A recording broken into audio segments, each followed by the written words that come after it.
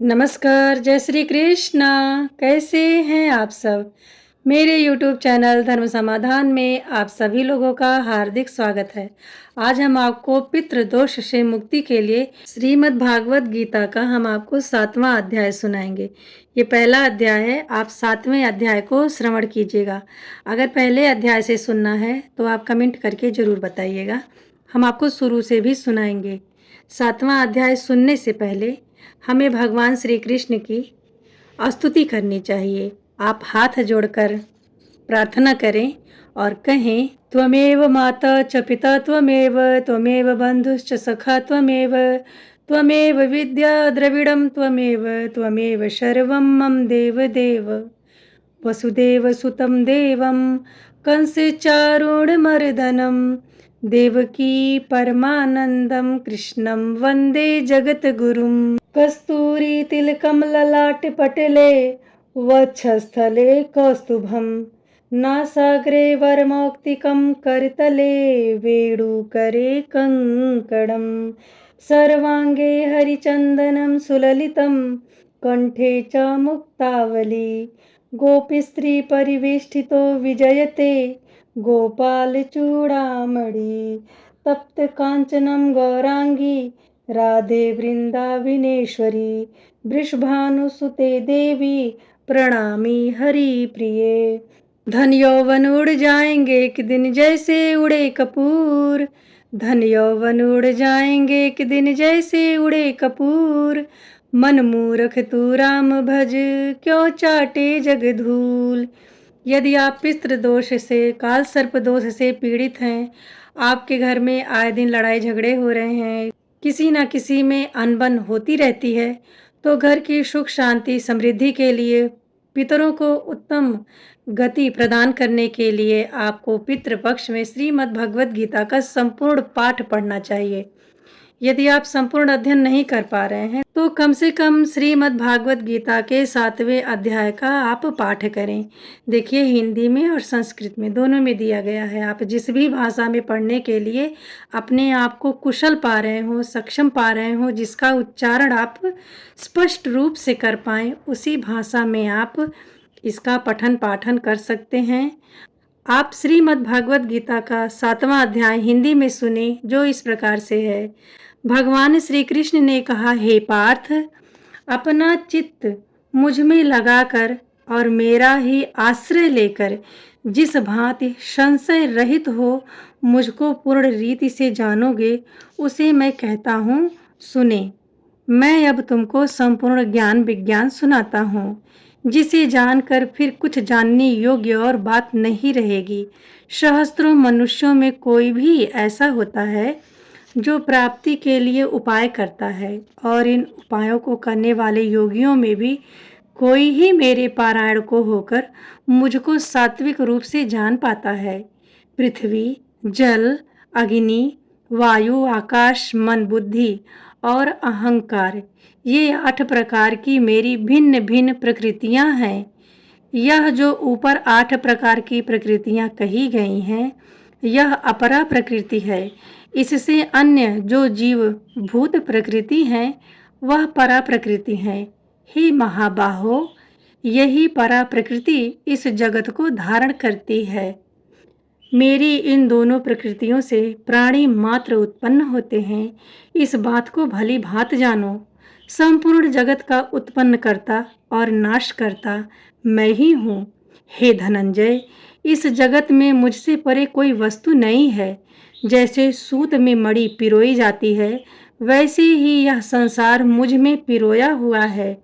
हे कौन्तेय नंदन, मैं जल में रस, सूर्य में चंद्रमा में प्रकाश, सब वेदों में प्रणव, आकाश में शब्द और मनुष्यों में पौरुष हूँ। पृथ्वी में जो पवित्र गंध है वह मैं ही हूँ। अग्नि में जो तेज है वह मैं ही हूँ। संपूर्ण प्राणियों में जीव मैं ही हूँ। तपस्वियों में तपस्वरूप मैं ही हूँ। हे पार्थ, संपूर्ण प्राणियों का सनातन बीज मैं ही हूँ। बुद्धिमानों में बुद्धि रूप और तेजस्वियों में तेज रूप मैं ही हूँ। हे भरतवर्ष, बलवान पुरुषों में मैं काम और राग से पृथक जो बल है वह मैं ही हूँ, और धर्म के अविरुद्ध जो काम है वह भी मैं ही हूँ। जो शम, दमादि, सात्विक, हर्ष, गर्व आदि राजस और शोक मोह आदि तापस भाव हैं, वे सब मेरे से उत्पन्न हैं। यह जानो कि मैं उनके वश में नहीं हूँ, किंतु वो मेरे अधीन हैं। इस निर्गुणमय भावों से संपूर्ण जगत को मोह लिया है। इससे परे और निर्विकार मुझे कोई नहीं जानता।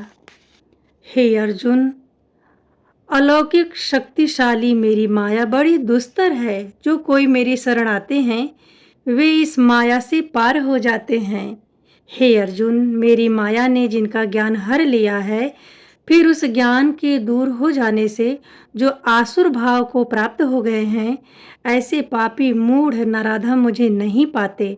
हे भरतवर्ष, दुखित, जिज्ञासु, अर्थ की इच्छा वाले और ज्ञानी, ये 4 प्रकार के मनुष्य मुझे भजते हैं।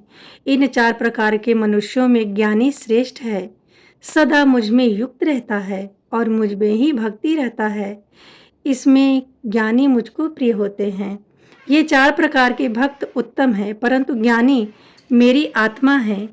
यह मेरा मत है और सर्वोत्तम गति रूप मेरे ही आश्रय रहित है। हे अर्जुन, बहुत जन्म तक ज्ञानी ज्ञान को संचित करता हुआ इस संपूर्ण जगत को वासुदेवमय जानता है। वह मुझे प्राप्त होता है, परंतु ऐसा महात्मा बहुत दुर्लभ होते हैं। हे अर्जुन, अपनी अपनी प्रकृति के अनुसार मनुष्य धन, स्त्री, पुत्र आदि लौकिक कामनाओं से अज्ञान में पड़कर कर्मों के फलों की इच्छा से अन्य देवताओं की उपासना करते हैं। हे अर्जुन, जो मनुष्य श्रद्धा पूर्वक जिस जिस देवता को पूजने की इच्छा करता है, उस पुरुष की उस श्रद्धा को मैं उन देवताओं में दृढ़ कर देता हूँ। मुझ में दृढ़ की गई श्रद्धा के अनुसार वह पुरुष उस देवता की आराधना करता है और उसकी प्रकृति से अपने मनोरथ को प्राप्त होता है। उन मनोरथों को पूर्ण करने वाला यद्यपि मैं ही हूँ, परंतु उन अल्प बुद्धि वालों का वह फल शीघ्र ही नष्ट हो जाता है। जो नित्य देवताओं का पूजन करते हैं वे उन देवताओं को प्राप्त होते हैं, और जो मेरे भक्त हैं वे मुझसे मिलते हैं। हे अर्जुन, मैं विनाश रहित, सर्वोत्तम और परम अव्यक्त रूप हूँ, परंतु बुद्धिहीन ऐसा नहीं जानते। वे मुझे मत्स्य, कूर्म आदि अवतार धारण करने वाला सामान्य मनुष्य जानते हैं। मैं योग माया से आवृत्त हूँ, सबके सम्मुख प्रकाशित नहीं होता।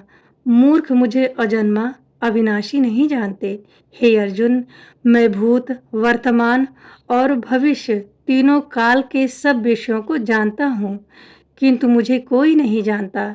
हे परंतप, इस संसार में आकर संपूर्ण प्राणी इच्छा द्वेष से उत्पन्न सुख दुख में फंसकर मोहित हो जाते हैं। हे भारत, यही कारण है कि वे हमें भूल जाते हैं। जिन पुण्य आत्माओं के पाप दूर हो गए हैं, वे इच्छा द्वेष से उत्पन्न सुख दुख और मोह ममता आदि से छूटकर अपने चित्त को दृढ़ कर मेरा भजन करते हैं। हे अर्जुन, जो मेरे सहारे जरा मरण से छूटने का उपाय करते हैं, वे परम ब्रह्मा संपूर्ण आध्यात्म और कर्मों को जानते हैं। जो मुझे अधिभूत, अधिदैव और अधियज्ञ सहित जानते हैं, वे युक्त चित्त वाले मरने के समय भी मुझे नहीं भूलते। इस तरह से श्रीमद् भागवत गीता का ब्रह्म विद्या योग शास्त्र श्री अर्जुन संवाद समाप्त होता है। आप श्रीमद् भागवत गीता के 7वें अध्याय के महात्म को भी सुने, जो इस प्रकार से है। नारायण जी बोले, हे लक्ष्मी, अब आप 7वें अध्याय का महात्म सुनो। एक पटेल नामक नगर था। उसमें शंकु कर्ण नाम का वैश्य रहता था। वह व्यापार करने के लिए नगर से बाहर कहीं जा रहा था।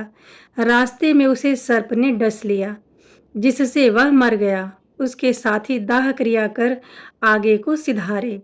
जब लौटकर घर आए तो उसके पुत्र ने पूछा, मेरा पिता शंकु कर्ण कहाँ है? उन व्यापारियों ने कहा, तेरे पिता को सर्प ने डसा और वह वहीं मर गया। यह पदार्थ तेरे पिता का है, तू ले ले। 1 करोड़ रुपया दिया और उसकी गति कराने को कहा, क्योंकि वह अवगति से मरा था। उस बालक ने अपने घर आकर ब्राह्मणों से पूछा कि सर्प के डसे से मरे की गति कैसे करानी चाहिए। पंडितों ने कहा, नारायण बलि कराओ। लड़के ने उड़द के आटे का पुतला बनाया, चनिया चढ़ाया। जैसे पंडितों ने कहा ठीक वैसा ही किया। बड़ा यज्ञ किया, ब्राह्मण जिमाए, श्राद्ध पिंडदान आदि कराया। बाकी जो द्रव्य रहा चारों भाइयों में बांटा। एक पुत्र ने कहा, जिस सर्प ने मेरे पिता को काटा है मैं उसको मारूंगा। उन व्यापारियों से पुत्र ने पूछा, वह ठौर मुझे बताओ जहां मेरा पिता शंकुकर्ण मारा था। व्यापारियों ने कहा, चल वह ठौर तुझे बता दें। वहां ले जाए खड़ा कर दिया। देख लो यही वह जगह है। तब वह एक कुदाली से खोदने लगा। जब छेद बड़ा हुआ तो वहां से एक सर्प निकला।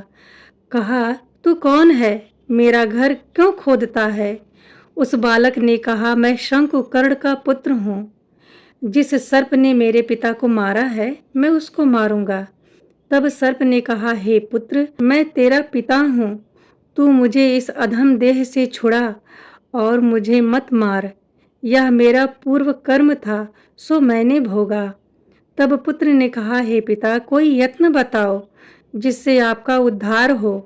तब उस सर्प ने कहा, हे पुत्र, किसी गीता पाठी ब्राह्मण को बुला करके अपने घर आदर सहित लाओ। ब्राह्मण को भोजन कराओ और उसकी सेवा करो, उसके आशीर्वाद से मेरा कल्याण होगा। तब उस बालक ने अपने घर आकर उस नगर के जितने गीता पाठी ब्राह्मण थे, गीता पाठ करने वाले थे, उन सबको बुलाकर श्री गीता जी के 7वें अध्याय का पाठ कराया और उनको भोजन करवाया। तब उन साधु ब्राह्मणों ने आशीर्वाद दिया।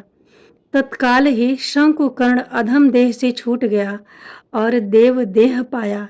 विमान पर चढ़कर आकाश मार्ग से जाता हुआ वह अपने पुत्र को धन्य धन्य कहता हुआ बैकुंठ धाम को जा प्राप्त हुआ।